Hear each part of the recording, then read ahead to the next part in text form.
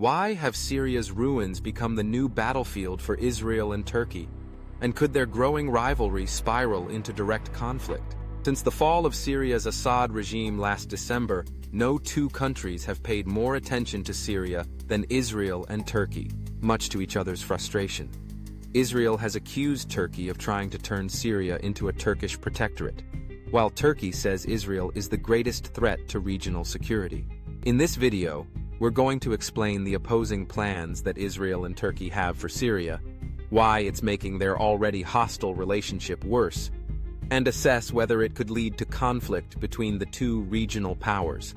To understand what's going on, it's worth starting by taking a look at how the Turkish-Israeli relationship has developed. We don't need to go too much into the history, but the Israel-Turkey relations have had plenty of ups and downs since Turkey became the first Muslim-majority country to establish ties with Israel back in 1949. Fast forward to the late 2000s and early 2010s, and the relationship was at a real low. Following the 2008-2009 Gaza war and Israel's deadly raid of a Turkish civilian aid flotilla in 2010, things remained pretty bad through the 2010s. But by 2022, the relationship rebounded with full diplomatic ties restored, and Turkey eyeing joint energy projects with Israel in the Mediterranean. Relations were at a relatively high point, but this rapprochement was short-lived. Relations have collapsed since the October 7th attack and the subsequent Gaza war. However, the hostility between the two countries over what was and still is happening in Gaza has largely played out as a war of words, trade restrictions, and legal battles, with Turkey backing the South African-led genocide case against Israel at the ICJ. But since the overthrow of Assad in early December last year, Syria has become the new battleground over which Turkey and Israel are sparring, and no longer just rhetorically either.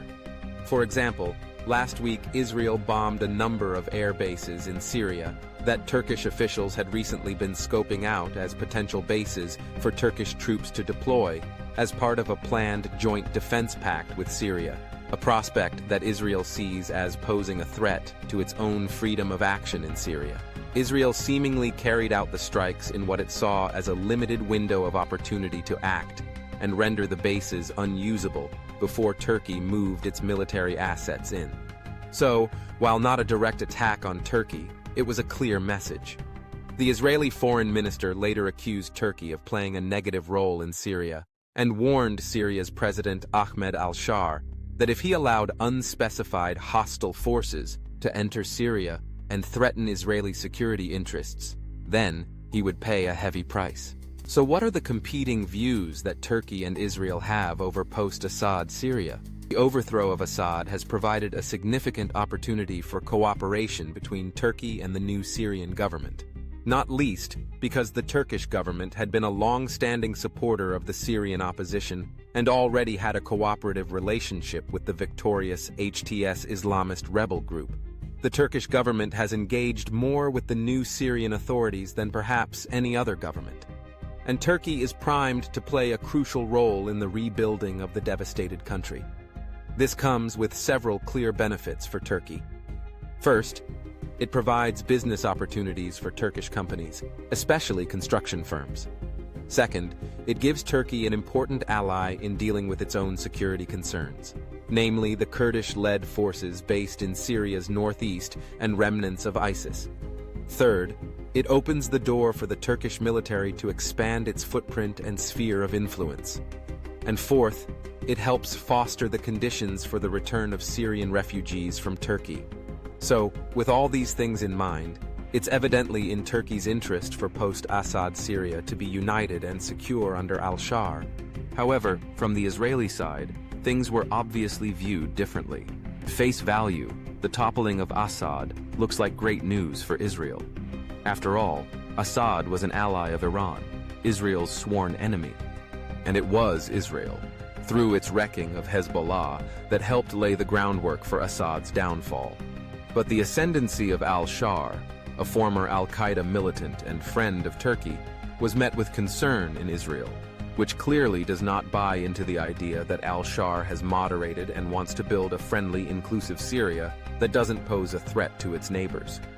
In fact, Israel's foreign minister, referring to Syria's new rulers, has said they were jihadists and remain jihadists, even if some of their leaders have donned suits. As Syria analyst Charles Lister writes, in the 10 days after Assad was ousted, the Israeli military launched more than 600 airstrikes across Syria, seeking to destroy the military infrastructure and weapons stockpiles of the former regime, preventing them from falling into the hands of what it considers hostile forces. Israeli military also invaded the buffer zone on the boundary with Syria, and has subsequently pushed at least 12 kilometers into Syrian territory, with the Israeli military indicating that its presence in southern Syria will be indefinite. Having established itself in several outposts from which it can conduct raids, Israel has demanded the complete demilitarization of southern Syria. It has also made overtures to southern Syria's Druze community, seeking to justify its intervention in Syria by expressing its intention to protect the minority group. So, while Turkey wants to see a unified Syria under a strong central government, led by an empowered President Shar, as the transitional constitution he signed aims to establish, Israel would prefer to see something much different. A more fragmented Syria, divided up into ethnically autonomous regions, with a weaker central government unable to deter Israeli action. The Israeli government's logic is that this kind of Syria would pose less of a threat to Israel than the one being established by the new Syrian authorities. Although there are some obvious counters to this, not least the fact that the Israeli approach could risk heightening intercommunal tensions, and a weaker central government could provide an opening for an adversary, say Iran, to exploit. But that's an argument for another time. The main question now is, where do Israel and Turkey go from here? Will the tension escalate into conflict? Well, a direct conflict looks unlikely, as both sides do appear keen to avoid that outcome. According to at least one report, Israeli Prime Minister Benjamin Netanyahu is said to have made clear that Israel's recent strikes on Syrian airbases could not go ahead if Turkish assets had already been deployed. And the two sides are holding talks on deconfliction. But we shouldn't discount the possibility for the relationship to deteriorate further, especially because both Netanyahu and Erdogan have a long history of animosity and aren't known for rhetorical restraint. It's also worth remembering, though, that despite their hostile relationship, Turkey and Israel do share a mutual ally, the United States. And both countries are seeking to leverage their alliance with the US in their respective favor. Donald Trump seems optimistic that he can play a mediating role, saying to Netanyahu recently that, "Any problem that you have with Turkey, I think we can solve as long as you are reasonable." With that said, thanks for watching, and until next time.